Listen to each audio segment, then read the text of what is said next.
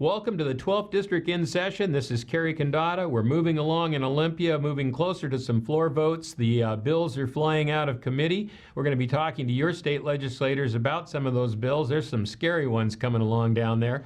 And we'll talk about that in the second segment. On our first segment today, we have a special guest, Dina Walter, the assessor from Chelan County, will be with us to try to explain the property tax situation. As you remember, there's a property tax decrease from the state, 1 year only, this year, that should have reduced most people's taxes. However, the changes in levy amounts, depending on what district you're in, and the increase in assessed values in some areas, change all that.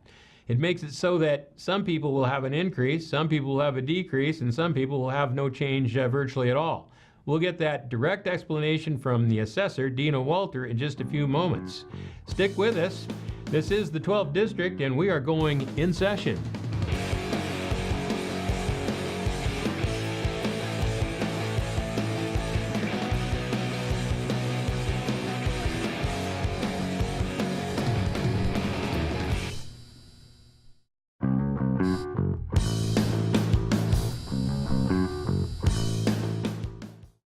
Welcome back to the 12th District. Well, it's the time of the year when people start thinking about property taxes because the statements will come out soon, and the way they've been gyrating the last few years up and down, you never know what's happening. It's amazing with all the variables and what the state is throwing in on top of everything that's already confusing. So we brought somebody down to explain it to us. Dina, it's good to have you back. Dina Walters, our assessor for Chelan County, is here with us today, and we are thrilled to have you because I've been doing the property tax thing a long time, and I'm still having a hard time figuring it out. Are taxes going up or going down in Chelan County? Well, it depends. I knew you were going to say that. I just knew you were going to say that. So we have a state tax reduction of sorts. We have some levy changes, and we have some assessment changes. So let's just break it down for the folks. Those are the three major components. Am I correct? Correct. Okay. So what's happening? Let's start with assessments. What's going on with that? So the market is still pretty volatile and somewhat unpredictable. We have big increases, and then we have some areas that have flattened out and are stabilizing a lot sooner than we expected. But what that does in turn is create shifts. Mm-hmm. And when we talk about property taxes, it's those shifts that create some areas where their taxes are going up and some where they are staying level or going down. And this brings up an important point that we need to remember. The assessments, no matter how high they go, you still collect the same amount of tax under the limits of the 1% of Initiative 747. So you really don't get more money. It just shifts around. Your piece of the pie changes, essentially, right? Yes. Okay. The taxing districts are limited by law to a 1% increase over their last year's levy per year, plus new construction and state assessed utilities, which gives them a little bit of a bump. But outside of that, they have to do what's called a lid lift, a vote of the people, to increase above that 1%, which is something that you find the legislature did not do last year. No, they did not. Okay, so let's go to the next one. We've got school levies changing. They put a $1.50 lid on them, so the people that were up at $3.50 are going to see some substantial decreases, but people that are already $1.50 aren't getting any decrease in the school side, right? Correct, and what's happened is there are two phases to the McCleary fix. Phase one is where the legislature said the first year, so for 2018 taxes, there was a state school 2 implementation. Right, state tax went up. It's the state tax, and that is rate-based, it is not budget-based. So everyone got the same rate on their tax statement. Last year was $1.10. Okay. So everyone got that across the board. That was phase one. Phase two is this year, and that is where the individual school districts, their M&O levies are limited to $1.50. That's problematic in areas like Chelan and Leavenworth where their M&O was already under $1.50, but very beneficial in areas like the Kashmir School District and Wenatchee School District where theirs were over $3, or close to $3. So they're getting a substantial break. And part of this second year phasing in was also a reduction in the state school too. The third piece of the puzzle, the state tax. This is the one that we fought very hard to get because frankly we bumped it up to get over the hump. Now we're coming back. That is, how much does that average out to? It's not a lot. Statewide, the average is about a 30-cent reduction in that. Chelan County is going to enjoy a 36-cent reduction for this year. However, keep in mind that is a one-year fix. Okay. With Yes. absent anything done in the legislature this year, it's going back up next year. Right. That was a temporary fix, temporary decrease, and hopefully they'll keep it, but I have my doubts the way things are going in Olympia right now. So let's put this picture together. We've got assessments potentially going up or down, but mostly going up, it sounds like, in a lot of areas. Right. School levies coming down in some areas, staying the same in other areas, and then the state tax. So what are you seeing? I mean, you're going to see a handful of people go down and a handful of people go up and everybody else kind of in the middle, or what's We're the going to overview? see tax statements all over the board this Okay. year. And there's a lot of moving parts in there. We've got bonds that have expired and they're off now. That's right. We've got a hospital bond in Chelan that after 2 years finally came on. Okay. We've got 2 districts, fire districts that did lid lifts. So actually 3, I'm sorry. Yeah, because we were just talking about the basic components without all the other taxing Right. districts. And that Yeah. makes up, what, about 50% of the tax load usually, or more, the other districts? It's about 50% because 22% is county general and county roads. Uh-huh. And then you have your state school Right? and your local schools, and then the rest of it is your junior taxing districts. So about half of those taxes you're actually voting on at one time or another. 40 to 45% is voted on. Okay. Yes. So and you got bonds that have been already in that will stay in for a while, and they eventually go away and they renew them. Correct. Boy, this is just getting really complex for you, especially with the state doing this up and down. I mean, you've got to readjust everything, right? So now Yes. you did it, you made it on time, and you've got all those posted somewhere. Where can people take a look at their taxes right now if they want to? They're actually posted online. So Yeah. if you go onto the assessor's website, there's a tax due panel, Mhm. and you can look up what your taxes are going to be on your tax statement that you're going to receive next week or the following week. Okay, so they're coming No. out in a week or two. So that online, you go to the assessor's office and you go into check values. I'm not sure. I just tried it the other It's a day. parcel and sales search, I Parcels believe. and is the sales search, panel. and then you have a choice between it. Don't panic because you don't have your parcel number, because you can do Right. it by address. You And I can do did it by and it name, works. name, address, parcel ID, parcel number. And there's a lot of Yeah. information on that site beyond the property taxes. You Sure. can look back at the sales history, you can look back at the values, you can Mhm. look at your assessments over the years. Quite a bit of information on there. I found it very interesting. Yeah, we try to keep on as much information as we can, and we have a sales map also in our GIS that you can click back at least 3 years Mhm. to look at the sales in your area. Oh, to- wow, to so you see can do what's happening with comparisons. the market. Well, there you have it, folks. We're not quite done yet. I've got a few more questions, but this is going to be very interesting. You will be getting those notices very shortly, and I'm sure that there'll be some questions from some folks. I took a look at some random properties. I want to ask you about commercial versus homes. It looks like the commercial property business is pretty flat in terms of assessments and values, at least what I saw. Is there much difference? Because the commercial properties that I looked up, I looked 3 of them up, they all went down. The residential properties I looked at, they all but one of them went up. So, Okay, and I can tell you why that's happening. Okay.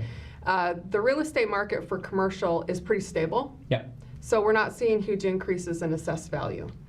And when your levy rates are going down, which they did this year, there's an inverse relationship between assessed value going up and levy rates going down.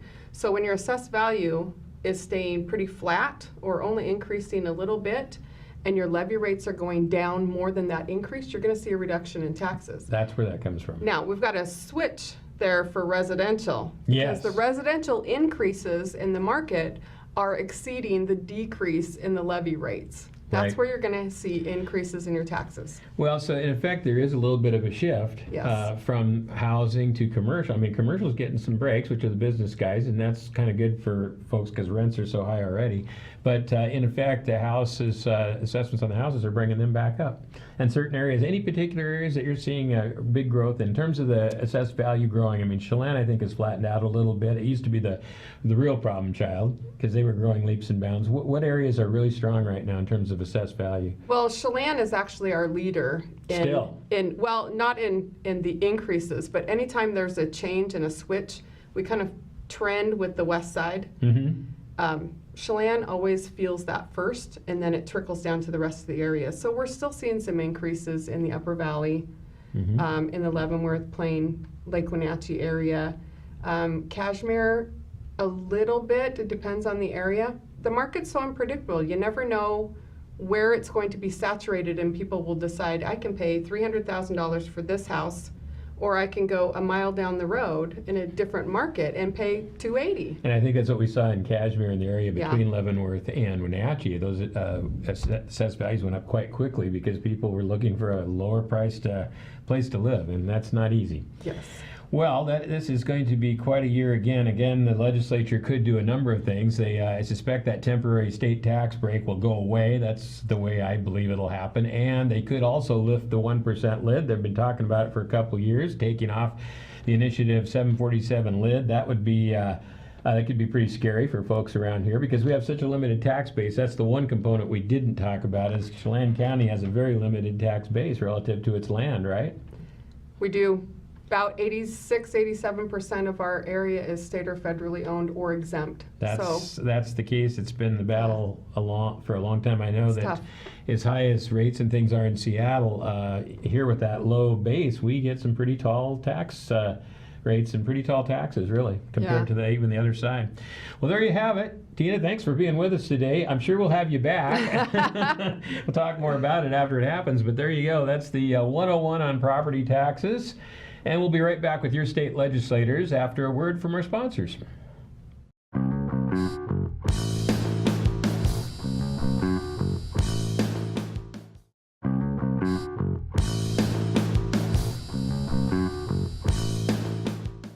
Welcome back to the 12th District in session. We are with our legislators direct from Olympia. It's been a very snowy week over there. I'm sure that slowed things down a bit, but probably still a lot of hot topics. Tell us a little bit about it, gentlemen. Well, it did slow things down. In fact, we didn't have anything on Monday, and then Tuesday we had more people come in, and then now we're back up to full strength. But there's a lot happening, and because of those 2 days, it's amazing to me how much is the backlog there really was just in that short period of time. So we're tasked with getting a lot done in a short period of time. Yeah, I actually am going to have to run out of here pretty quickly. All the committee meetings that we scheduled or that we canceled on Monday have been scheduled this afternoon, including the public hearing on all the bills we thought would die, but nothing dies around here when we're not in charge, apparently. So it's been very interesting. Yeah, we've seen a couple of very interesting bills floating around. One that is an immigration bill. It looks almost like a state sanctuary bill. Do you have any information on that at all? Well, I don't think either of us has seen it yet in the House. We're kind of getting briefed on it as we speak, I guess, and we'll learn more. I imagine that's going to go through one of Keith's committees. I would anticipate it going through one of Keith's committees, so he may be able to talk to it when he gets it. Okay, and there also seems to be quite a bit going on in state government. I know some of it's on the Senate side, Keith, but we've seen a number of bills about public records, electoral college, things like that. What's happening over on the state government side? Well, on the House side, we have talked about expanding the Open Public Meetings Act to include all advisory committees for any elected body. So currently, you know, the elected body has to make their decision in a public meeting. But if you're having a committee just for the purpose of coming up with a recommendation, now that this bill would dictate that they would also be under the constraints of the Open Public Meetings Act. So that means they'd have to do all public meeting notices. They'd have to record, you know, everything would have to be recorded, and they'd have to be responsible as if they were an elected body. So last year they were trying to pull state legislators into this whole mix. Is that still on the table? Well, that part, I mean, that isn't a part of this bill, but, you know, one of the things that really does concern me about it, I'm all for open transparency in government and have lived with it for the last, 16 years and even now, but when you're asking people to volunteer for committees just to come up with seeing, well, what does the neighborhood want, and they're going to have to be, under those restrictions. I mean, it does curtail the involvement. I believe that people will be less likely to volunteer for, assisting their local electeds.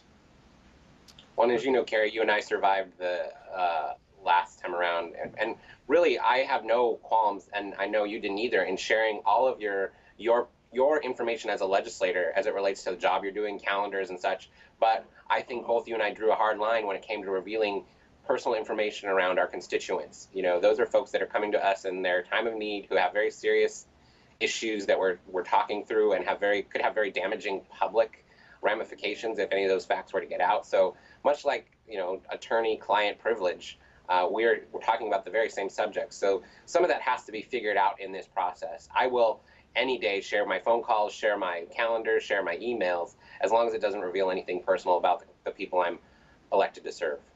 Well, that's right, because we certainly have an issue with that already. I mean, privacy has become a major problem throughout the United States. It's one of the top 5 items in state legislators right now is privacy issues around technology. So, well, listen, also I heard that the vehicle road mileage tax project wrapped up. I assume there will be a report back to Transportation Committee. Keith, have you heard anything about that?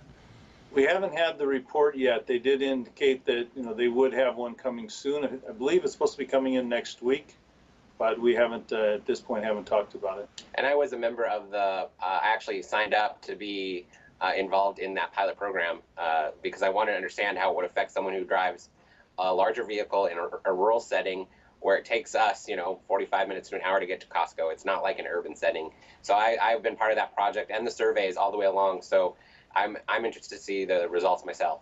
How did you feel about it, Mike? And you were involved. Did you do the with the component in your car? Did you do the public reporting, or how did you do your side? I did the full Big Brother, track me everywhere I go, because I feel like that was the extreme of the pilot, and I wanted to make sure that I understood what that was going to look like. And I'll tell you, the most disturbing piece of that is you have to download an app on your phone, and it connects to the device in your car. And at the end of every trip, so every time I shut off the ignition, I would get a report on how I drove. So if I took a quarter too fast, or if I was going over the speed limit, it was all rated, which in my mind just says, well, we don't even have to have, you know, traffic control anymore. We'll just issue a ticket digitally. Yeah, I think that's our big fear on the show we did on that. That's exactly what came up with the young lady from the Washington Policy Center was involved and said, yeah, they told her how many times she broke the speed limit in just a very short trip. Very interesting. Keith, were you going to add something to that? Not for that particular thing, no. Okay. All right. I guess what I was going to say, though, as it relates to transportation, we did have a conversation this week about electrifying the state fleet and trying to, you know, start with passenger cars, go inside trucks, and then eventually get up to a full fleet by 2027. And, you know, when you start having these discussions, when the technology isn't available, it doesn't even seem to be on the horizon to work, you know, at the scope that it's being proposed. It makes for, you know, interesting conversations about, you know, what the end game is. I mean, what we're really trying to get to.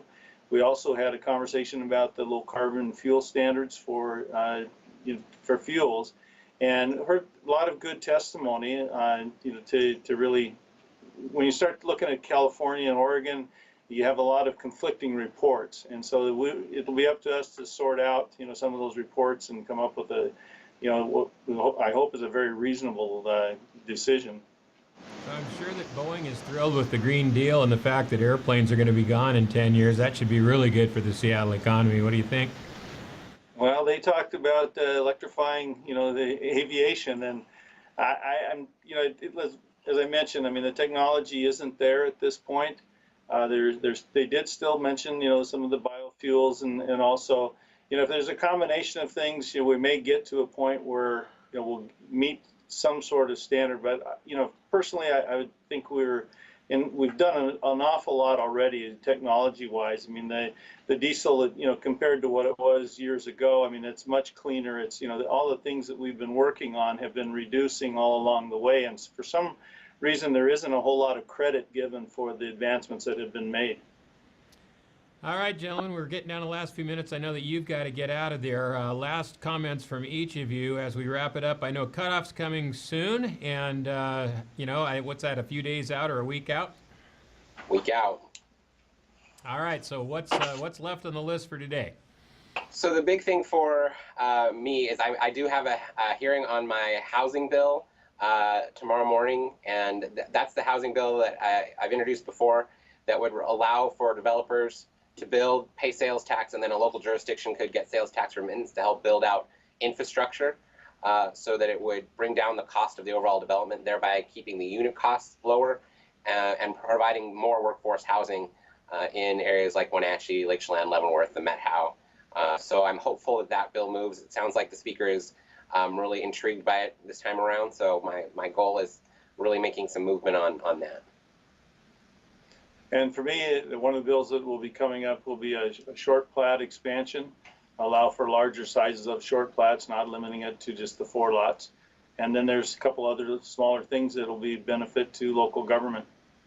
Well, that's great, gentlemen. Anything we can do for housing, trust me, I've been in the housing market the last few weeks, and it's pretty scary out there. The cost of housing and the availability is really, really poor. So anything you can do will be helpful. All right, well, we'll let you get back to work. I know you're going to probably be on the floor next week as well, so that should be exciting. We'll look forward to talking to you then. All right, thanks, Kerry. Thanks, Kerry. You bet. And we'll be right back with the 12th District.